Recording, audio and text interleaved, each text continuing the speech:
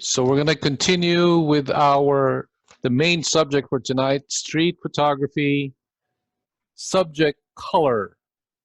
And our first entry, Airport Street. Clever title. It's a very good documentary image. It's sharp. The colors seem off to me. This has got too much blue in it. Needs to be warmed up a bit. Now maybe they wanted it to feel cold, but for me it seems off a hair. I checked it out on several machines and it does not look right. I would say warm this up a little bit and add a slight bit of yellow and red, and I think it would help it immensely. Yes, it's a little grainy if you get in real tight here, especially on the darks. But I just think the adjustment, the color adjustment, and taking a, see, look at those blues. The blue is everywhere, even on the whites, it's slightly blue. So it needs to be warmed up a hair. Yellow and red, just a tinge. Composition is a 4, impact is a 3, technical is a 3. Airport Street by Evelyn Georgeson, 10 points.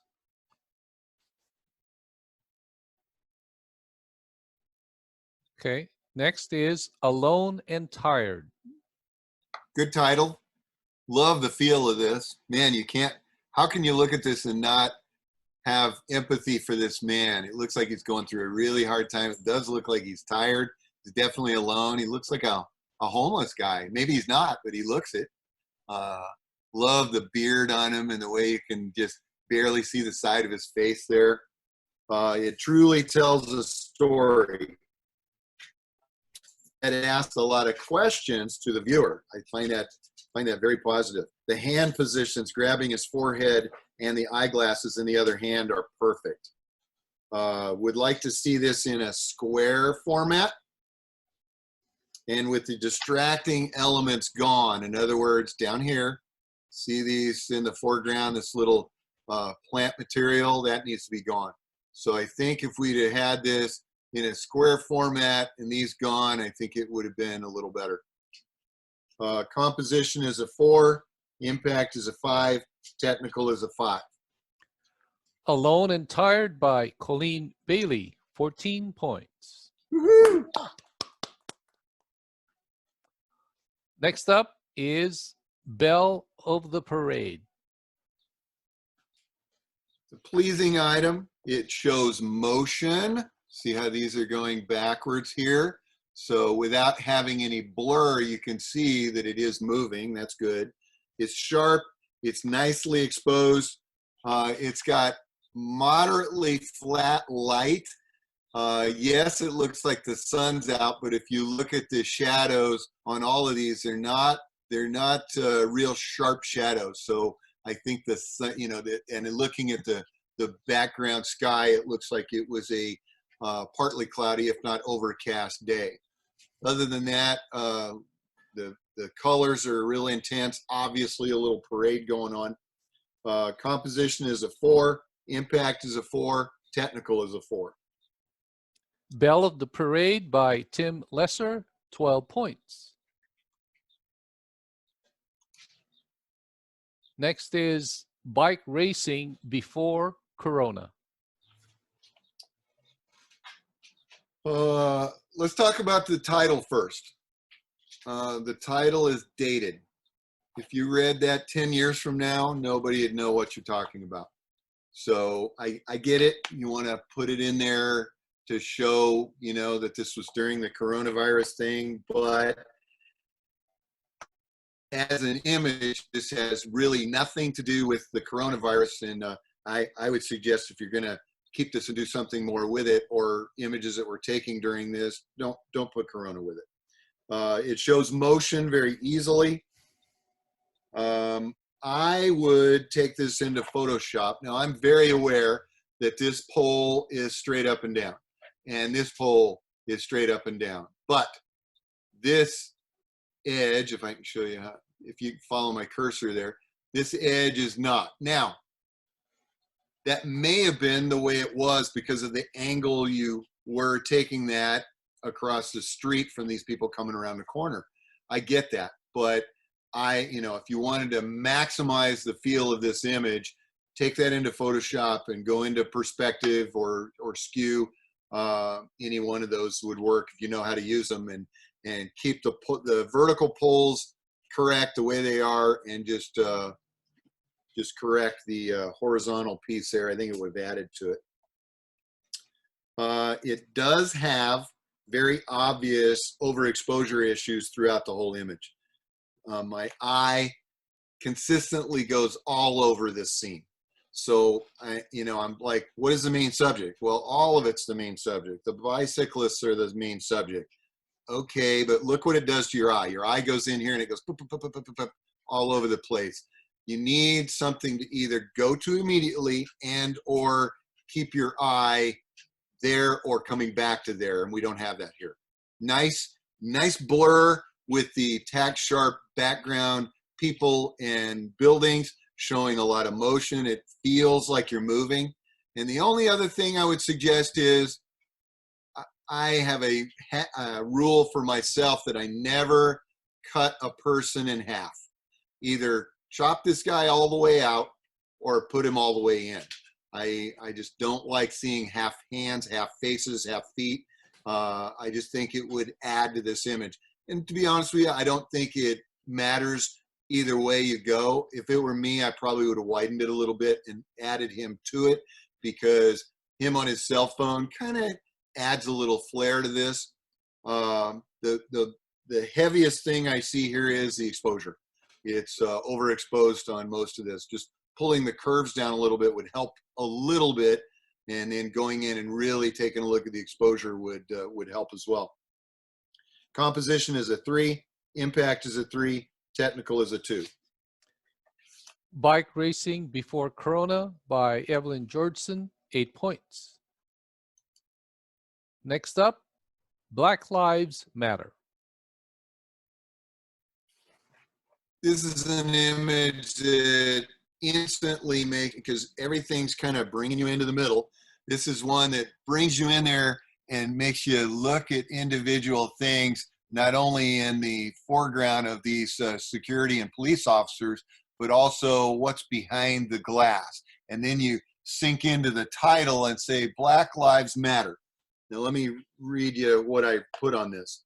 This image makes the viewer look closer, nice and sharp, slightly underexposed. We do have some slight loss of details in the black 511 pants here, and maybe over here, maybe down here. A little bit of loss of detail, not a huge amount, but a little bit. So I did say slightly underexposed. The color seems off. I think it's got too much yellow in it or something like that. Maybe that has to do with the probable no flash use, so it's all ambient, and the lights that were used, I'm assuming this is in a shopping mall, lights used in the mall were fluorescent or at a Kelvin temperature that caused the yellow. And here's a very picky thing, but we've got to say it. The title says Black Lives Matter. I only see one black man. And I'm looking hard.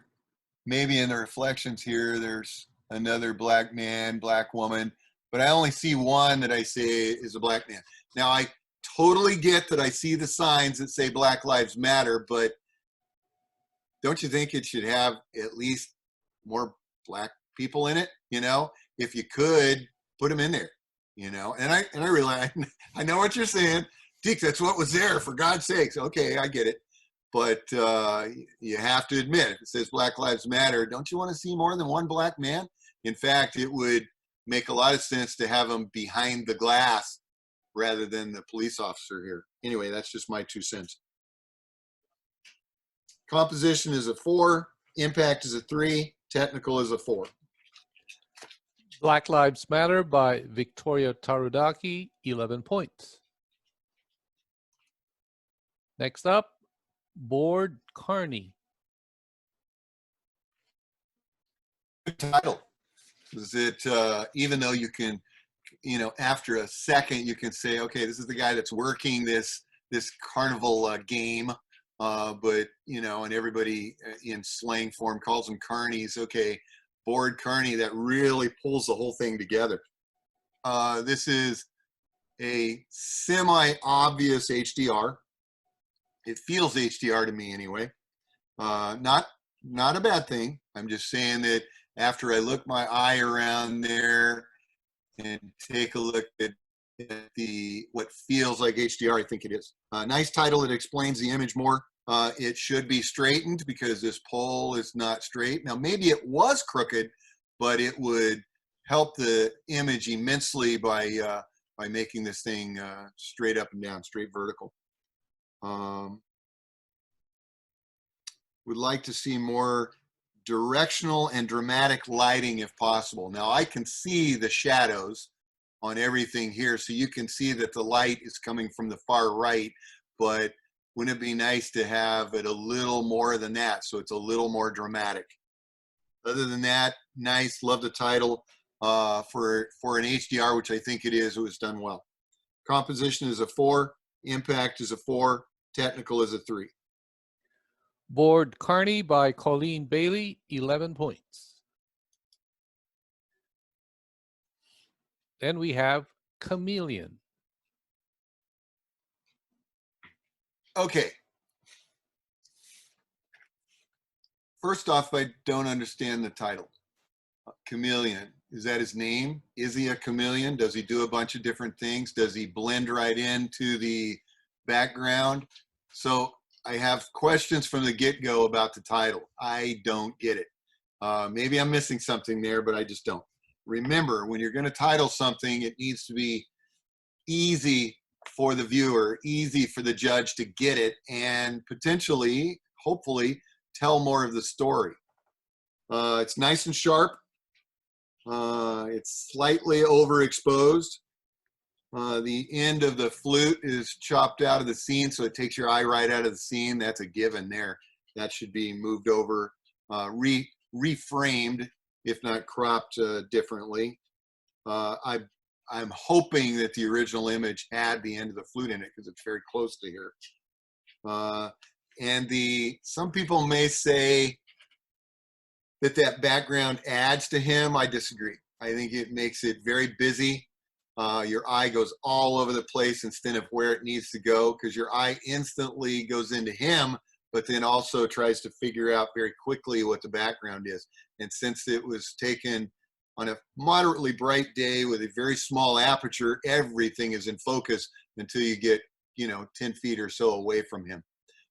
So those things I think would have really added. Composition is a 3, impact is a 3, technical is a 3. Chameleon by Erica Jones, 9 points. Then we have Copperclad. Good title. It really explains it, because you look at this and go, is that real? Is it a statue? I think it is real. And they painted this all over this, what appears to be a woman, to make her look like a copper statue. It's a very unusual subject. What makes this scene? The eyes. Her eyes make this scene. By the way, there's catch light in the eyes. Very good. It's tack sharp. The format of this image is too tight for me. I think it's too tight up here. Now, not a lot, just a little. It's too tight up here, and it's too tight here. It needs to be backed off just a little bit. Give it a little breathing room. The background is distracting, and especially the fact that you've got this really intense blur.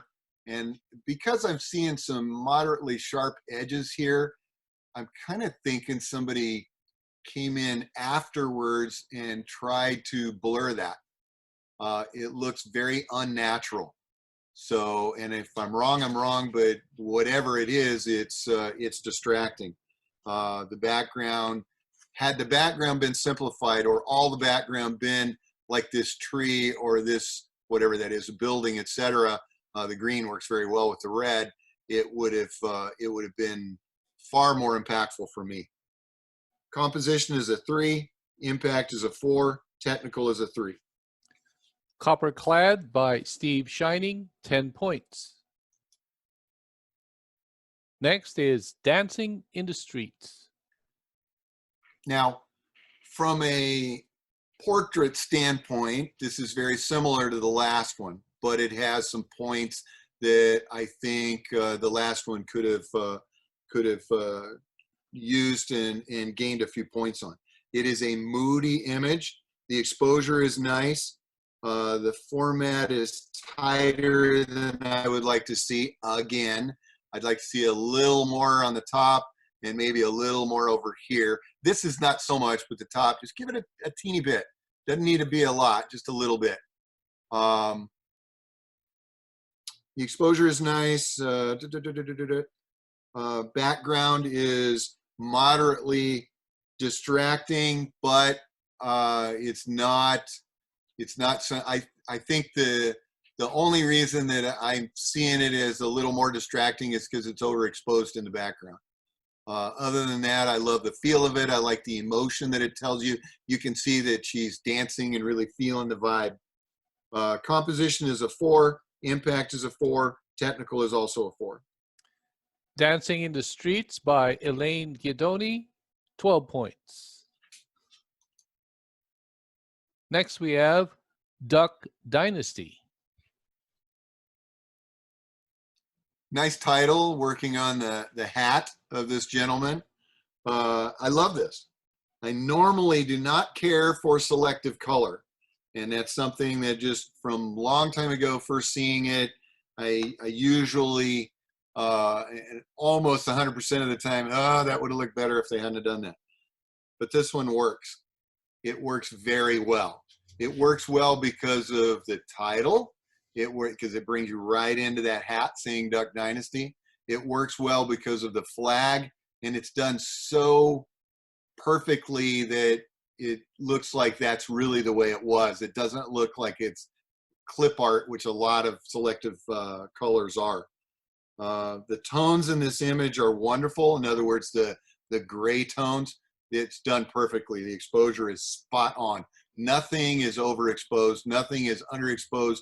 And it really has not a gritty feel, but a perfectly black to white ratio feel. The background is not distracting for me and actually adds to the story and feel of it.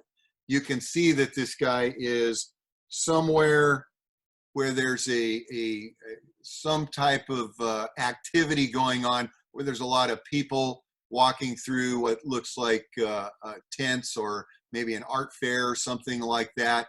And it's nice because you kind of can't tell what it is. It's just giving you the suggestion of it. And with these people looking back in the background and seeing a wheelchair here, I think this is wonderful. I really, really like this image. Composition is a 4. Impact is a 4. Technical is a 5. Duck Dynasty by John Lepper, 13 points. Woo! All right, next we've got Egyptian Brewmaker. Very sharp. It's exposed perfectly. The limited colors work very well together. You don't have a lot of colors in here, but the way they're put together is nice, and they don't compete against one another. If you are going to title this Egyptian Broom Maker, show more of a broom or brooms. If we didn't hear that, how would we know that this is a broom unless you've been there? Show me something that makes my brain go, oh yeah, those are brooms. So I'd like to see either more of this or maybe a broom sideways or a broom, upside down or something like that. I'm sure this was taken candid and he didn't know you were going to take this, but I want to see it's a broom. Love the feel of the wrinkles in his face and the lack of teeth. And look at these wrinkles in his neck and this headpiece scrunching his ear down, and the very simple background that's got some texture to it that's going out of focus. I think this was done very well. Composition is a 4. Impact is a 4. Technical is a 5. Egyptian Brewmaker by Dorothy Detler, 13 points. Woohoo!